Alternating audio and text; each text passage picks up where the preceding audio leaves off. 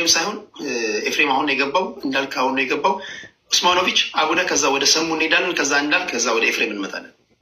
ኡስማኖቪች 7 ደቂቃ አለ። 7 ደቂቃ በቂ ነው መሰለኝ። 7 እሺ ፈጠን እያልኩ እንትን ለማለት እሞክራለሁ። በመጀመሪያ ደረጃ የሰው ልጅ የተፈጠረው ለምንድን ነው? የተፈጠርንበት ዓላማ ለምንድን ነው የሚለውን አምላካችን አላህ በተከበረ ቃሉ ምዕራፍ 51 ቁጥር 56 ላይ ጂንና ሰውን ሊያመልኩኝ እንጂ ለሌላ ዓላማ አልፈጠርኳቸውም ይላል። ስለዚህ የተፈጠርንበት ዓላማ ምንድነው? አንዱን አምላክ ካለመኖር ወደ መኖር ያመጣንን አምላክ የሰማይና ምድርን በመካከላቸው ያለውን ሁሉ የፈጠረውን አምላክ በብቸኝነት እንድናመልከው እንድንገዛው ነው። ስለዚህ የተፈጠርንበት ዓላማ ይሄ ከሆነ እነዚህን ፍጥሮች ሲፈጥር ምን እንዲያደርጉ ነበር፣ ምን እንዲሰሩ ነበር የሚለውን እንመልከት። ምዕራፍ 3 ቁጥር 102 ላይ አምላካችን አላህ በተከበረው ቃሉ ምን ይላል? እናንተ ያመናችሁ ሆይ አላህን ተገቢውን መጠንቀቅ ተጠንቀቁት፣ እናንተም ሙስሊሞች ሆናችሁ እንጂ አትሙቱ ይላል። ሙስሊም ማለት ምንድነው ስንል አስለመ፣ ታዘዘ፣ ተገዛ፣ እጅ ሰጠ፣ ሁሉን ነገሩን ለአምላክ ሰጠ ማለት ነው። ስለዚህ ሙስሊም ማለት አንዱን አምላክ በብቸኝነት የሚያመልክ ማለት ነው። ይህ ሆኖ ሳለ ታዲያ እስልምና መቼን የተጀመረው የሚለው ነገር ይነሳል። እስልምና ወይም ሙስሊም የሚለው የተጀመረው ከሰው ልጅ የመጀመሪያው ፍጥረት አዳም ሙስሊም ነው። ከአዳም በፊት የነበሩት መላእክት ሙስሊሞች ናቸው፣ ማለትም ታዛዦች ናቸው። ለማን? ለዚያ ለፈጠራቸው ካለመኖር ወደ መኖር ላመጣቸው ጌታ። ምዕራፍ 3 ቁጥር 83 ላይ በሰማያትና በምድር ያሉት ሁሉ በውድም በግድም ለእርሱ የታዘዙ ወደ እርሱም የሚመለሱ ሲሆን ከአሃዲዎች ከአላህ ሃይማኖት ሌላን ይፈልጋሉን ይላል።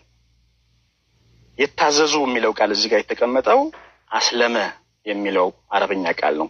አስለመ ማለት ደግሞ ሙስሊም የሚለውን ስርወ ግንዱ የቃሉ ሙስሊም የሚለው ነው ማለት ነው። ስለዚህ ሙስሊም ማለት አንዱን አምላክ በብቸኝነት ማምለክ ከሆነ ፀሐይና ጨረቃ ራሱ ምንድን ናቸው? ሙስሊም ናቸው። ለምን ከተባለ አላህ ላስቀመጠው ለተፈጥሮ ህግ ተገዥዎች ናቸው። ፀሐይ በምስራቅ ትወጣለች፣ በምዕራብ ትገባለች። አላህ ላስቀመጠላት ህግ ታዛዥ ናት። አይ አልሰማህም ብላ በደቡብ ስትወጣ አላየንም፣ ወይም በሌላ አቅጣጫ ስትወጣ አላየንም። ስለዚህ አላህ ላስቀመጠው ህግ ተገዥዎች ናቸው ማለት ነው። ጥሩ። ጅኖችስ ምን ነበሩ ስንል ከሰው በፊት የነበሩት ከእሳት የተፈጠሩት ምንድን ናቸው ስንል ሙስሊም ናቸው። ለአላህ ታዛዦች ናቸው። አልፈጠርም አላለም። ቴዲ ሲወለድ ሲፈጠር ሙስሊም ነው። አልወለድም አላለም። አላህ ላስቀመጠለት ህግ ወዶም ይሁን ተገዶ ተፈጥሯል። አልፈጠርም ብሎ ወደ ኋላ አልቀረም። ጥሩ። ስለዚህ ሁሉም ነገር ሲፈጠር ፍጡር የተባለ በሙሉ ምንድነው? ሙስሊም ነው፣ ታዛዥ ነው። ከዚያ በኋላ ግን የሰው ልጅና ጅኖች ነፃ ምርጫ ስላላቸው ነፃ ምርጫቸውን ተጠቅመው ሙስሊም ታዛዥ አድርጎ የፈጠራቸውን በራሳቸው ኃላፊነትና ግን የፈለገ ይክዳል፣ የፈለገ ያምናል። ጥሩ። ይሄ ሆኖ ሳለ በዚህ ሁኔታ ላይ ተፈጥረን የመጀመሪያው ሰው አዳም ምን ነበረ? ሙስሊም ነበረ ብያለሁ። ለዚህም መረጃ ልስጥ። ኦኬ። በተጨማሪም ነቢያቶች በሙሉ ሙስሊሞች ነበሩ። አዳም ምዕራፍ 2 ቁጥር 37 ላይ አዳምም ከጌታው ቃላትን ተቀበለ፣ በእርሱም ላይ ጌታው ጸጸትን በመቀበል ተመለሰለት፣ እነሆ እርሱ ጸጸትን ተቀባይ አዛኝ ነውና አለ። አዳም ጥፋት አጠፋ።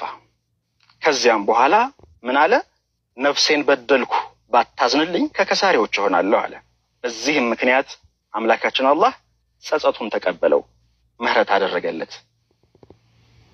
ከዚያ በኋላ ከሱ በኋላ ለሚመጡ የሰው ልጆች የተላለፈ ምንም ኃጢአት የለም፣ ምንም ጥንተ አብሶ የሚባል ነገር የለም እንደ ኢስላም አስተምሮት። ምክንያቱም አምላክ ፍትሃዊ ነው። አንዱ ባጠፋው አንዱን የሚጠይቅ አይደለም። እኔ ባልነበርኩበት በሌለሁበት አዳምና ሔዋን ጥፋት ሲያጠፉ አላማከሩኝ፣ ሐሳብ አልጠየቁኝ። ባልነበርኩበት ሁኔታ በራሳቸው ነፃ ፈቃድ ላጠፉት ጥፋት ተጠያቂዎቹ እነማን ናቸው? ራሳቸው።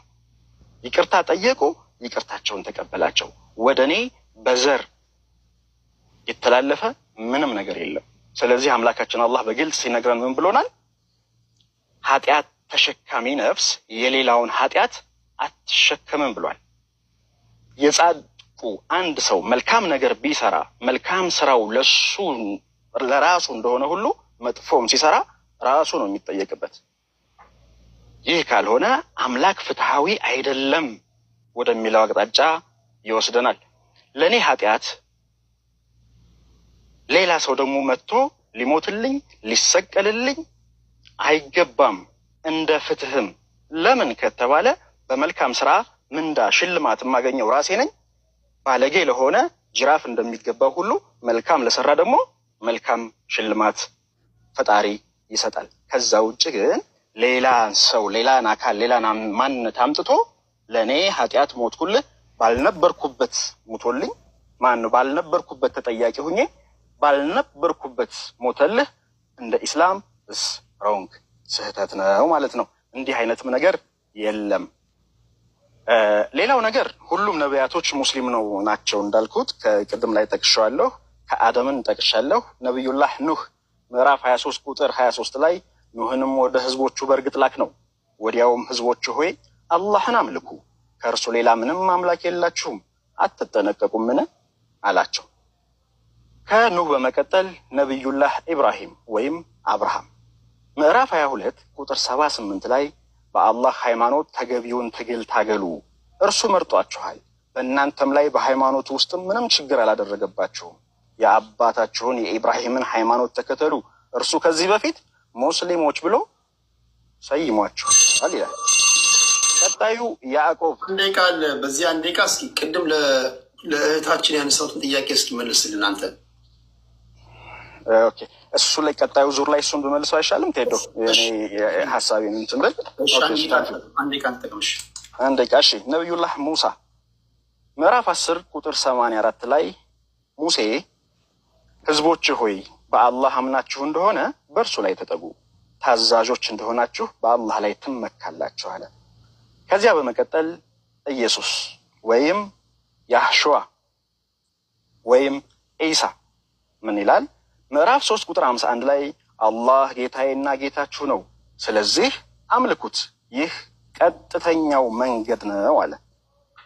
ከዚያ በመቀጠል የመጨረሻውን ኪዳን ቁርአንን ይዘው የመጡት መደምደሚያው ነብይ ቁርአን ላይ ምን ይላል?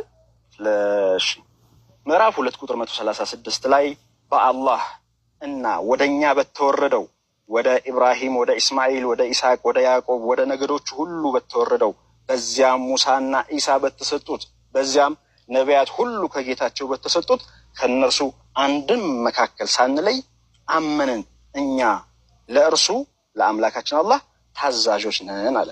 እንደ ኢስላም አስተምሮት ሁሉንም ነቢያት መቀበል ግዴታ ነው። ኢሳን መካድ ጨረስኩ። ዞሮ ሲመጣ ትጠቀም።